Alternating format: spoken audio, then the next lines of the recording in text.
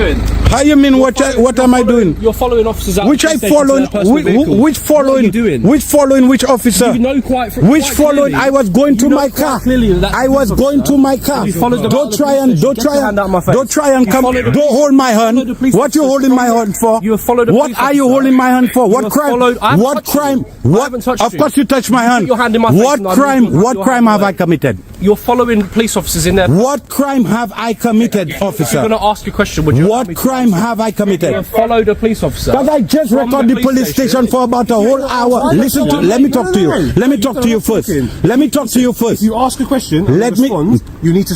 No. Let me talk to you first, because this officer is telling a lie. I stand up there for a whole hour recording the police station. All right. I recorded her going to her car. I turned off my camera and I was walking to my car. The officers arrive already convinced that the auditor has done something wrong. They accuse him of following a female officer to her personal vehicle, even though they have no evidence beyond her allegation. Instead of asking questions or checking the facts, they immediately escalate the situation. The auditor calmly explains that he had switched off his camera and was simply walking back to his own car, but the officers ignore his explanation. Their only accusation is that he followed an officer to her vehicle, yet even if that had happened, it would not automatically be a criminal offense. This shows they are treating lawful behavior as suspicious simply because it made someone uncomfortable. Even more concerning is that they accepted one officer's version of events without attempting to verify it before confronting the auditor. That approach risks undermining public confidence in fair and impartial policing. Took my car park right there. Do you want to get in your car and you check me? How you mean? Just doing at the moment, bruv, I can't understand y'all, bruv. Y'all being despicable now. No one's being despicable. You being despicable. First thing you tell me. Sir, you are the first words you tell. Of course, I'm a hard-working man. Okay, so I pay taxes. If I came to your place, don't come and talk that crap, because you know better than the words you saying there now. The words you saying there now, you know better than the words you are saying there now. Because we're police officers, I okay that we're study in your I study in your laws. You check me? And I study in your laws. Where in our laws does it suggest that you're allowed to do what you're doing? Because I study the law as well. It's part of my job. So I'm not allowed to record. I'm not allowed to record in public. If you'd understand what I'm saying, and am I allowed to record in public? Not once has anyone mentioned the fact. Am I allowed to record in public? You're recorded. Nobody's mentioned that. That's what I was doing. So if I commit no crime yet, personally, I don't care. If I commit no crime yet, I record in you too. The officer then asks, "Where in the law does it say you're allowed to do what you're doing?" That question reveals a misunderstanding of how the law works. It appears he is relying entirely on the female officer's allegation rather than investigating whether it is true. Instead of identifying an offense, he expects the auditor to point to a law giving him permission to stand in a public place and film. In reality, people do not need specific legal permission to carry out activities that are otherwise lawful. The officer then claims, "None of us mentioned you filming," but that avoids the real issue. Filming in public was the only confirmed activity taking place and was clearly central to the encounter. Rather than identifying a genuine offense, the officer avoids answering the most important question: what law has actually been broken? I commit no crime yet to have 4 policemen standing up in front of me. What you tell me first of all when you come out of the car was disrespectful. No one's been disrespectful to you. You didn't hear what you tell me when you come out of the car? Your video back and we'll see. What did you tell me when you come out of the car, officer? Despite the fact that you're behaving, you must be nicer than that, man. A very aggressive way. Yeah, that because I talking to him, I been aggressive. No. I from the Caribbean, that's how I talk. Oh, come on, that's got nothing to do with it. What? It's got absolutely nothing to do what? with it. Right, the problem here is you're just decided to walk. Honestly, you need to grow up a little bit. Hey, you hear him? I need to grow up a little bit. You do, mate. I'm older than you. You do. I have children your age. Please act like it. I have children your age. I'm trying to have a conversation with you, and you're just screaming. But the way this guy approached me was wrong. What I do in here, get out of here. That's what you said when you came out of the car. Evidently not. Officer, you go ahead. Watch the video on my channel. When I drop it on my channel, just watch it. The words you said when you came out of the car put me in total. I behaving in a threatening way. Who have I threatened? Accusing the auditor of behaving in a threatening manner is a serious claim, but nothing in the encounter supports it. At no point does he threaten the officers. He may raise his voice out of frustration, but after being falsely accused and repeatedly ignored, That is an understandable human reaction. Raising your voice alone does not automatically amount to threatening behavior. When officers cannot point to a clear offense, vague allegations such as threatening behavior can appear to be an attempt to justify an unnecessary escalation. If an officer interprets ordinary frustration as a threat without objective evidence, it raises legitimate questions about judgment and the ability to distinguish between genuine risks and lawful public behavior. Threaten you, officer. The officer that Can we you followed speak is to you? Have I threatened you? Listen, so you can explain it. Yeah, explain. So give us 2 seconds and Yeah. explain it to you. Yeah. Without speaking Yeah. to me, please, alright? Yeah. What we've been told is that an officer has left the police station. You have said to me you were outside recording. Okay? For a whole hour. Let me finish, okay? That officer's walking back to her car where you have followed her with your camera out. I never did that. That's a lie. Your perspective, that's what That's we've a been lie. told, okay? That never happened. Not at the police That station. never. Over here. That or in the never car. happened. So what You see that? conclusion are we supposed to draw? You see what she caused.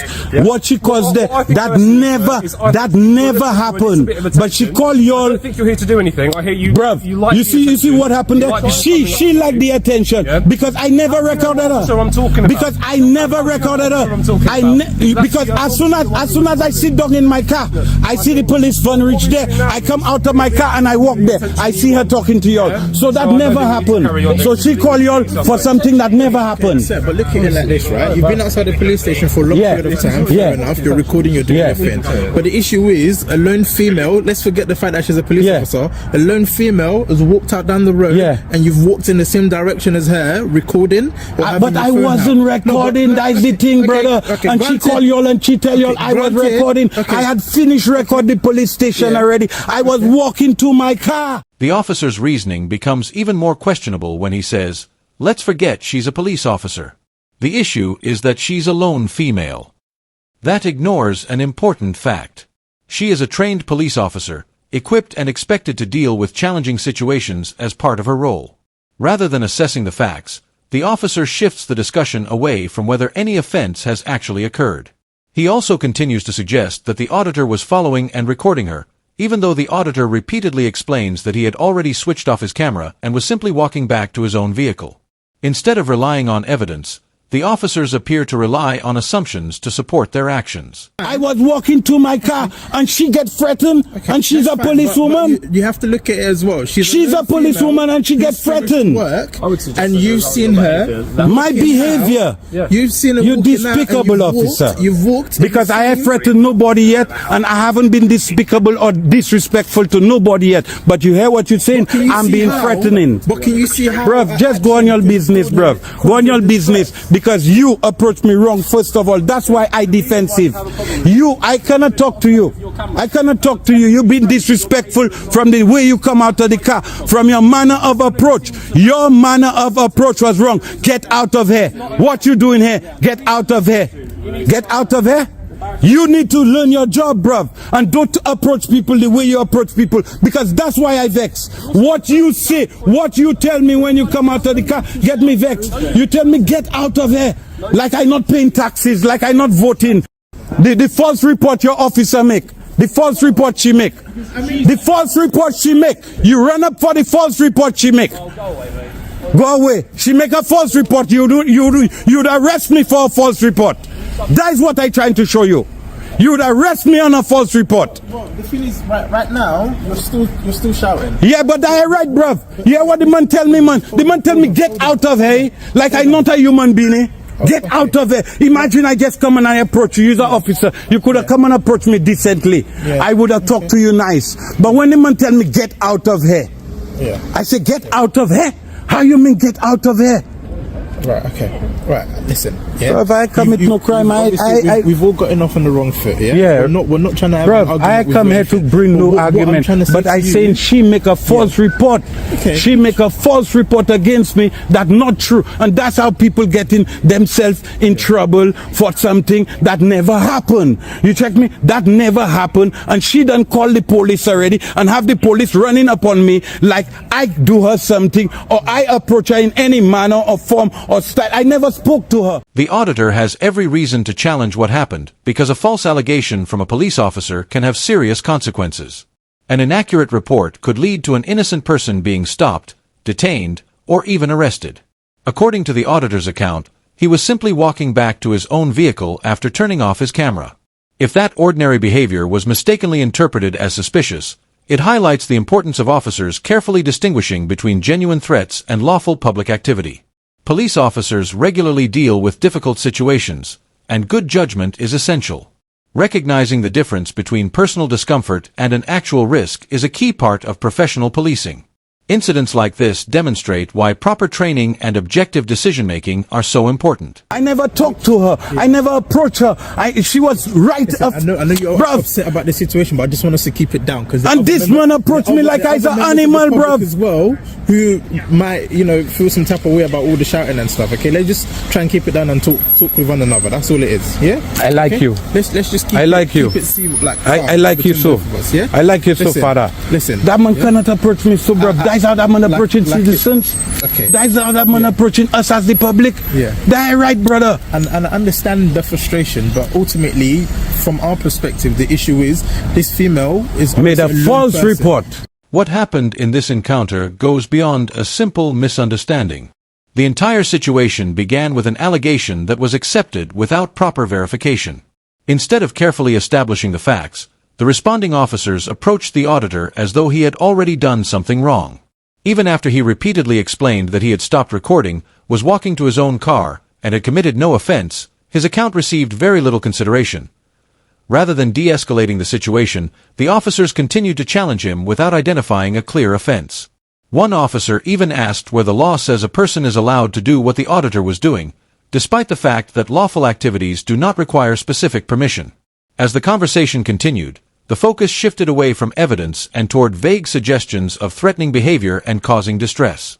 However, frustration alone does not amount to criminal conduct. Especially where there is no evidence of threats or unlawful actions. The discussion became even more concerning when another officer suggested that everyone should forget the fact that the complainant was a police officer and instead focus on her being a lone female. While anyone can genuinely feel uncomfortable, those feelings do not by themselves determine whether a crime has been committed. Police officers are entrusted with significant powers and responsibilities, and those powers must always be exercised according to evidence and the LAW. In the end, no offense was identified, no apology was offered, and the officers simply left after failing to support their allegations. Encounters like this risk damaging public confidence because they give the impression that assumptions replaced proper investigation. Throughout the incident, the auditor remained focused on explaining his actions and questioning the legal basis for the officers' decisions. The encounter serves as an important reminder that police powers must always be exercised fairly, objectively, and within the limits of the law. That's all for today's video. If you enjoyed this episode, don't forget to like, comment, and subscribe. Your support helps me continue creating independent coverage. Also, be sure to check out the full catcher. You'll find a link to the channel in the description, so go and show your support. Thanks for watching, and I'll see you in the next video.